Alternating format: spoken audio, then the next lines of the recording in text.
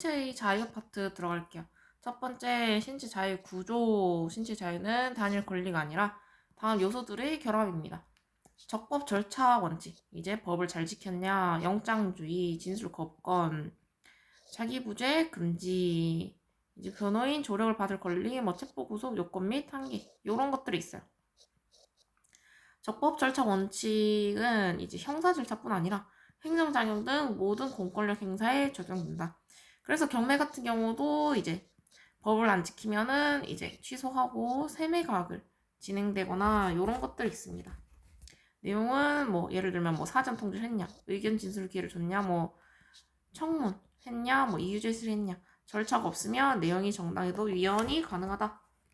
왜냐면 내용이 정당해도 절차란 지키라고 있는 건데 이 절차를 파기해도 되면 이제 절차를 굳이 만들 필요는 없겠죠. 영장주의는 이제 체포, 구속, 압수, 수세 이런 게 다 영장주의가 돼요. 강제 처분에만 적용하는 건 아니고 임의 조사할 때도 강제 처분에만 이제 영장 적용이 되고 임의로 조사하는 건 적용이 되지 않습니다. 예외는 이제 현행법 체포할 때 영장까지 기다리는데 시간 너무 오래 걸리죠. 그리고 긴급 체포 이럴 때는 사후 영장이 필요한 거예요. 일단 체포해놓고 나중에 영장을 발급한 거죠. 진술 거부권, 자신에게 불리한 진술 강요 금지. 옛날에 자기 실적 위해서 일부러 이제 무고한 사람 잡아다가 이제 넣는 일이 많아가지고 이런 게 생긴 겁니다. 형사 책임 발생 위험, 이제 사실상 강제성이 존재해요. 보고 의무 플러스 형사처벌은 진술 거부권 침해입니다. 자, 단순 행정자료 제출은 원칙적으로는 침해가 아니에요. 이것도 아마 지문이랑 보면은 이야기가 더 쉬우실 거예요.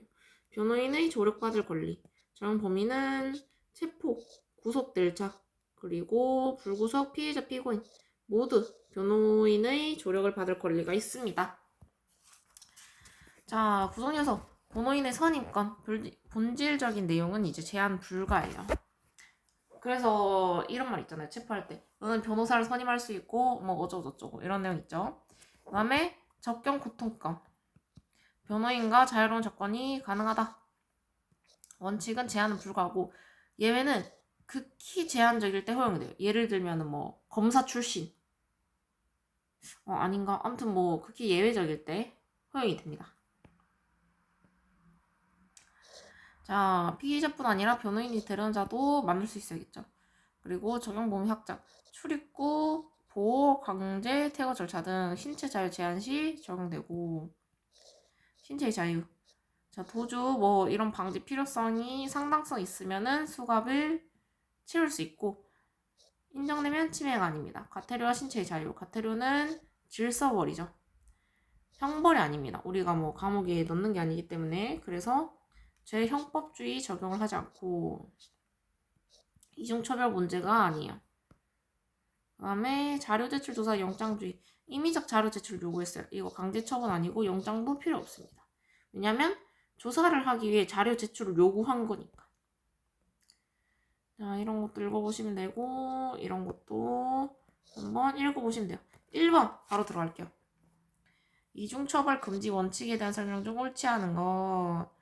헌법에서 금지하는 이중처벌은 거듭된 국가의 형벌권 행사를 금지하는 것일 뿐 형벌권 행사에 덧붙여서 일체의 제재나 불이익 처분을 부과할 수 없는 것은 아니다. 맞죠? 형벌 플러스 이제 과태료를 부과시킬 수도 있겠죠. 그 다음에 형벌과 보호감호를 병가한다고 하여 같이 한다고 하여 이중처벌 금지 원칙이 위반되는 건 당연히 아니죠. 난 벌 받을 건 벌 받을 거고 이제 이 사람이 나쁜 짓 안 하는지 이런 식으로 감시나 이런 거를 할 수도 있겠죠. 우리 행정법상 질서법인 과태료와 형사처벌은 그 성질이나 목적을 달리하는 별개의 것이므로 행정법상의 질서법인 과태료를 납부한 후에 형사처벌을 한다고 하여 이를 일사부 재리의 원칙에 반하는 것이라고 할 수 없다. 맞죠? 일사부 재리는 한번 이제 판결을 내렸으면은 다시 할 수 없다. 다시 공소를 제기하거나 재판할 수 없다. 이 소리예요. 자, 그 다음에 어떤 행정처분 제재와 억지 성격 기능만 있다면 이는 실질적으로 국가형벌권의 행사와 다를 바 없으므로 처벌에 해당한다고 보아야 한다. 아니죠. 행정처분 제재가 있어요. 이거랑 처벌은 다릅니다. 자, 이거 틀렸고. 그 다음에 부당 또는 불법의 이득을 환수 내지 박탈한다는 측면과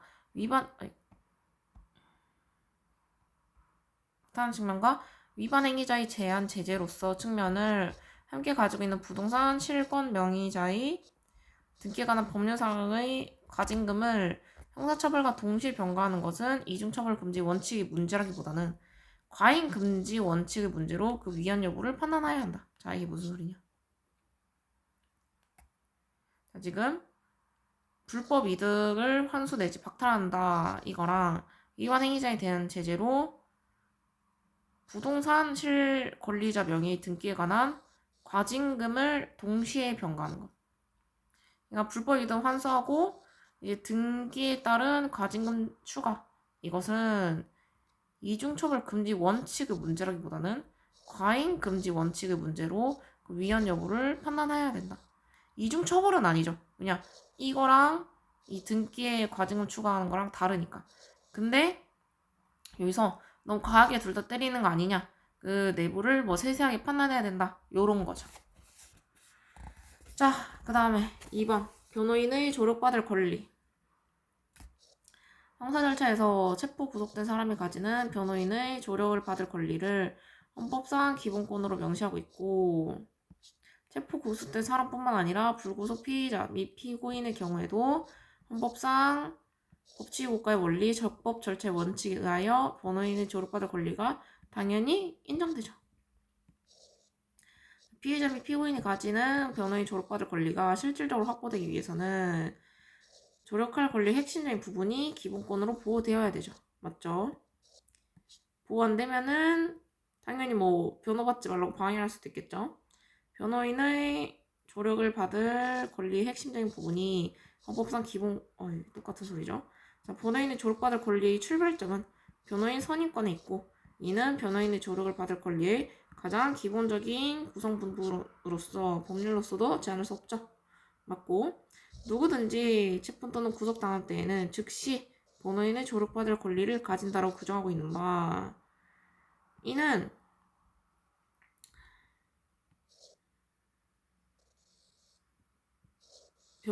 같은 변호인의 조력을 받을 권리는 형사 절차에서 피의자 또는 피고인의 방어권 보장을 위한 것으로 출입국 관리 법상 보호 또는 강제 퇴거의 절차에 적용된다고 보기는 어렵다. 자, 4번이 틀렸는데 이게 언뜻 보면은 맞는 소리인 것 같아요. 근데 왜 틀렸냐? 자, 보면은 누구든지 변호인의 조력을 받을 권리를 가진다고 규정하고 있는데 이 권리는 형사 절차에서 피의자 또는 피고인의 방어권 보장을 위한 것으로서 뭐 출입국 관리법상 보호 또는 강제 퇴거의 절차에 적용된다 보기는 어렵다. 이 뒷문장이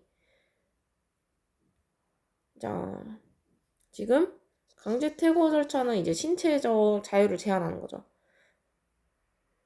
요거까지 적용을 막는 거는 너무 권리 범위를 부당하게 축소한다.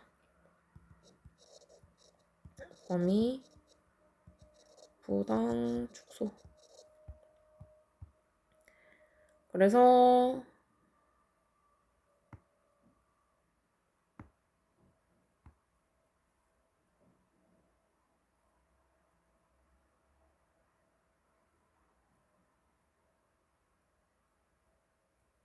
여기 이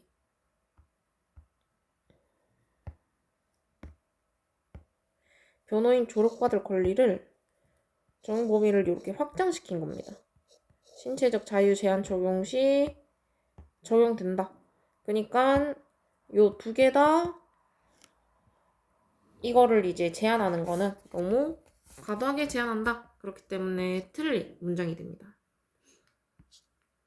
변호인과 자유로운 접견은 신체 구속을 당한 사람에게 보장된 변호인의 조력을 받을 권리의 가장 중요한 내용이어서 어떠한 명분으로도 제한될 수 있는 성질일 것이 아니다. 이것도 맞아요. 자, 극히 예외적일 때만 가능.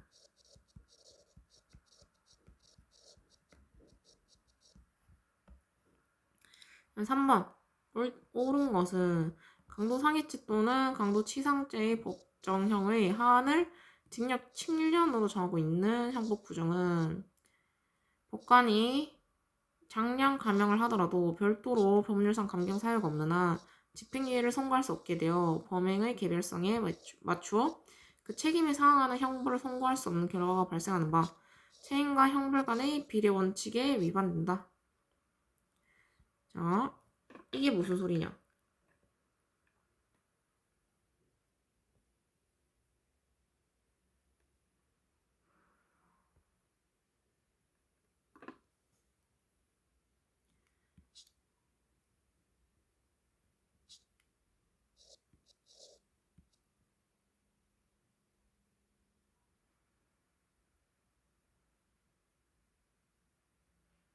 자, 이게 무슨 소리냐? 지금 법률상 감량 사유가 없는 한 집행유예를 선고할 수 없게 되어 범행의 개별성에 맞추어 그 책임에 상응하는 선고를 얻는 결과가 발생하진 않죠. 그렇기 때문에 비례 원칙에 위반되지 않습니다. 그리고 야간주거 침입 절도죄의 미수범이 중강제 추행죄를 범한 경우 무기징역 또는 7년 이상의 징역에 처하도록 한 성폭력 범죄의 처벌 등에 관한 특례법 규정은 지나치게 높은 형벌을 규정하기 때문에 자, 법관은 법행별로 책임에 상하는 형벌을 선고할 수 없으므로 아니죠. 일단 자, 지금 이거는 가중처벌 규정이고 지나치게 높은 형벌을 규정하진 않습니다. 왜냐면 너무 과도하지만 않으면 인정해줘요.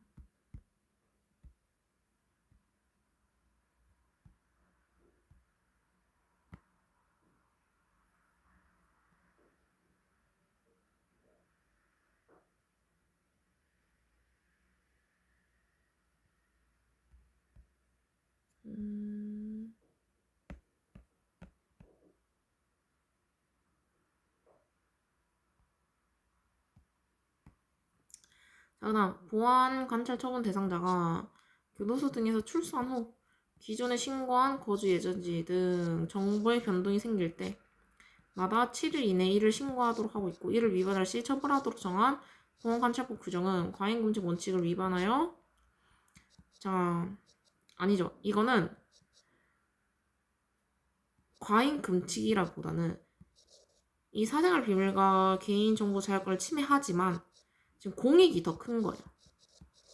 그렇기 때문에 이거는 합헌입니다.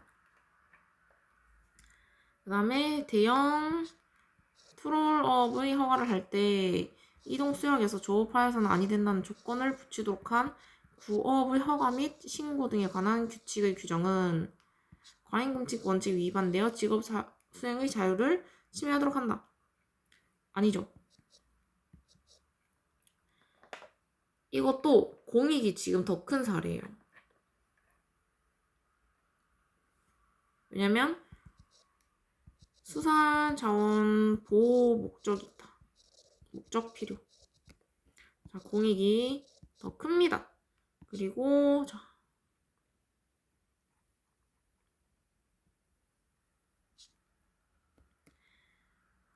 상속 개시 후 인지 또는 재판 확정에 의하여 공동상속인이 된 자가 다른 공동상속인에 대해 그 상속분의 상당한 가액의 지급에 관한 청구권을 행사하는 경우에도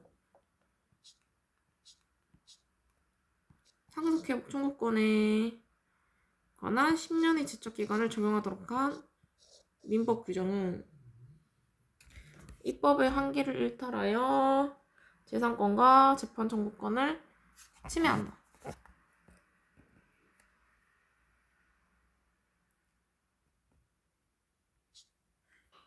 자, 이 맞는 이유가 뭐냐? 지금 상속 개시를 했죠. 근데 지금 재판 확정에 의해서 공동상속인이 된 자가 다른 공동상속인에 대한 그 상속분의 상당한 가액을 지급에 관한 청구권, 상속분 가액 지급 청구권을 행사하는 경우, 상속 회복 청구권에 관한 10년의 지적기간을 적용하도록 한 규정은 재산권과 재판 청구권을 침해한다. 자, 지금 상속분 가액 지급 청구권은 독자적 권리예요. 그래서 제척기간 적용하지 않습니다. 상속 회복 청구권은 제척기간 10년이지만 상속분 가액 지급 청구권은 이제 당연히 받아야 되는 거죠. 이걸 제척기간을 적용하면은 안 주고 뻗을 수도 있기 때문에 요거는 이제 내가 상속분 가액 지급 청구권이 있어서 이걸 청구하는 경우에도 10년의 제척기간을 적용하도록 한 규정은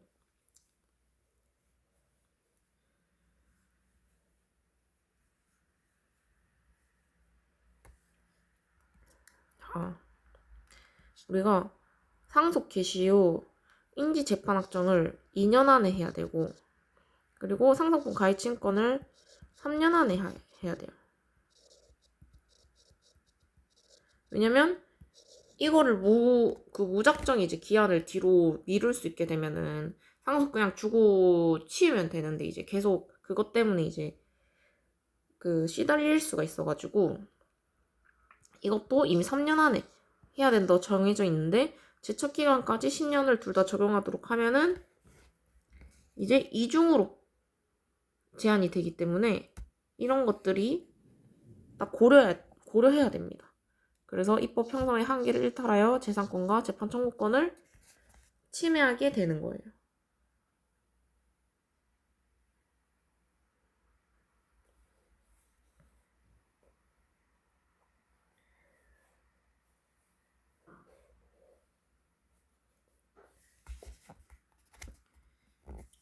자, 이게 나온 이유가 아니지. 아까 2년 3년은 잊어주시고 자, 상속분 가액 지급권이 나온 취지는 뒤늦게라도 얘라도 보장해주겠다. 근데 10년은 너무 짧아요. 그렇기 때문에 재산권과 재판 청구권을 침해하게 됩니다. 왜냐? 이 인지도 2년이 걸려요. 2년 이내에 할 수 있어요. 근데 이제 그때부터 이제 이 제척기한까지 걸어버리면은 이중으로 걸리기 때문에 침해한다. 이게 맞는 소리입니다. 그럼 4번. 신체의 자유에 관한 설명 중 옳지 않은 것. 수용자가 민사재판에 출정하여 법정 대기실 내 최청설 격리시설 안에 유치되어 있는 동안 교도소장이 출정 개요 보도관을 통해 수용자에게 양손수가 환기를 앞으로 사용하기는 수용자의 신체 자유를 침해하지 않는다. 맞죠? 과태료 등의 행정질서법은 제 형법, 법정주의 규율 대상에 해당되지 않는다. 맞죠? 왜냐면 이제 법을 형법을 저지른 게 아니라 이제 내가 행정상 문제를 해가지고 과태료 물 수도 있겠죠. 그리고 각급 선거관리위원회 직원의 선거범죄 조사에 있어서 피조사자에게 자료 제출 의무를 부과한 공직선거법의 규정에 의한 자료 제출 요구는 영장주의 적용 대상이 아니다. 맞죠? 왜냐면 이거 조사해야 되는데 좀 도와주십시오 이런 거니까 적용 대상이 아니고, 선거관리위원회의 허위 보고한 정당의 회계 책임자를 형사처벌함으로써 보고 의무를 부과하는 것은 진술권 거부권이 금지하는 진술 강요에 해당한다. 맞아요. 자,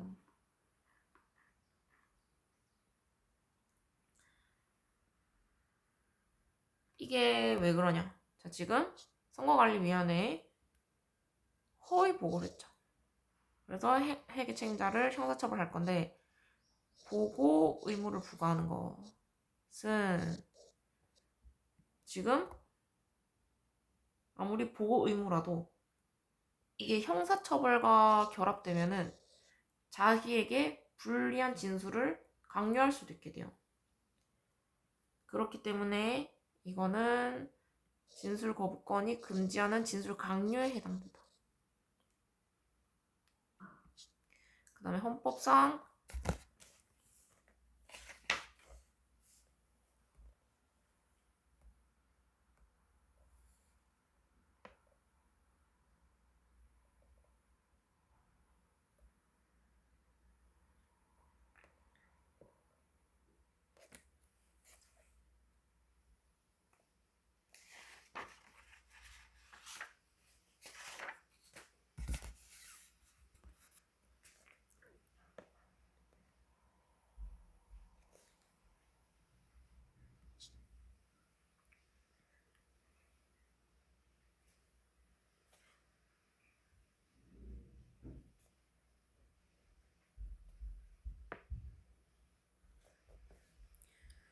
자, 그 다음에 선거관리위원회에서는 진술 강요에 해당되고, 헌법상 변호인과 접견고통권은 체포 또는 구속당한 피의자 피고인에게 인정되는 신체적 자유에 관한 기본권인데, 변호인이 되려는 자의 접견고통권은 헌법상 기본권에 해당되죠. 자, 그 다음 5번. 자, 규정된 적법 절차의 원칙은 형사 절차상 제한된 범위만 적용되고 행정 작용 등에는 적용되지 않는다. 아니죠. 적법 절차 원칙은 형사 절차랑 행정 작용 둘 다 적용이 됩니다. 1번 틀렸고, 2번 개인정보 자기결정권은 자신에 관한 정보가 언제 누구에게 어느 범위까지 알려지고 또 이용되도록 할 것인지 그 정보 주체가 스스로 결정할 수 있는 권리로서 일반적 인격권 및 헌법 사생활의 비밀과 자유에 의하여 보장된다. 맞죠? 체포, 구속, 압수 또는 수색을 할 때에는 적법한 절차에 따라 검사의 신청에 의하여 법관이 발부한 영장을 제시해야 한다 라고 규정하고 있고, 주거에 대한 압수나 수색을 할 때는 검사의 신청에 의하여 영장을 제시해야 된다. 영장주의를 헌법 차원에서 보장하고 있다. 자, 그래서 영장주의는 이제 체포, 구속, 압수수색을 강제 처분을 함에 있어서 영장에 의하지 않으면 안 된다는 원칙이다. 그 대신 예외적으로 사후 영장 발행이 가능하죠. 그 다음에 법무부 장관의 일반적 명령에 의하여 변호사 업무를 정지시키는 것은 당의 변호사가 자기에게 유리한 사실을 진술하거나 필요한 증거를 제출할 수 있는 청문회 기회가 보장되지 아니하여 적법 절차를 존중하지 아니하는 것으로 볼 수 있다. 맞죠? 일반적 명령에 의하면 당연히 안 되겠죠? 그 다음에 5번. 피고인 스스로 치료 과모를 청구할 수 있는 권리나 법원으로부터 직권으로 치료 과모를 선고받을 수 있는 권리는 헌법상 재판 청구권의 보호 범위에 포함되지 않는다. 맞죠? 공익의 대표자로서 준사법기관적 성격을 가지고 있는 검사에게만 치료 과모 청구 권한을 부여한 것은 본질적으로 자유박탈적이고 침입적 처분인 치료 과모 관련해 재판의 적정성 및 합리성을 기하기 위한 것으로 적법 절차 원칙에 반하지 않는다. 자, 이게 무슨 소리냐?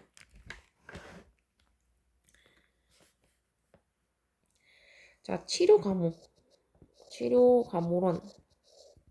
이제 우리 가끔씩 막 그런 거 들었을 거예요. 이제 뭐 심신장애 알코올 중독. 이걸로 감형을 때리겠다. 감형해주는 사례들이 있었죠. 그래서 피고인 스스로 이제 이 감형을 위해서 이 치료 감호를 청구할 수도 있겠죠. 아니면 법원이 이제 뭐 뒤쑥덕쑥 얘기하다가 이제 뭐 치료 감호를 선고받을 수 있는 권리는 재판상 청구권 보호 범위에 포함되지 않는다. 왜냐? 이 보호를 해주면은 누구나 다 치료 감호를 요청할 거 아니에요.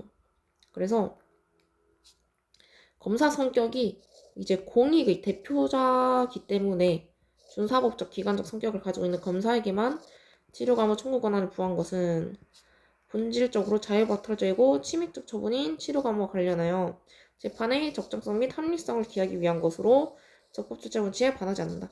그러니까 판사는, 법원은 중립을 지켜야 돼요. 그리고 검사는 공익적인데 얘는 진짜 상태가 심각해가지고 이런 뭐 범죄를 저질렀다 했을 때 이런 치료 감호를 때릴 수 있는 거예요. 그러면 여기까지.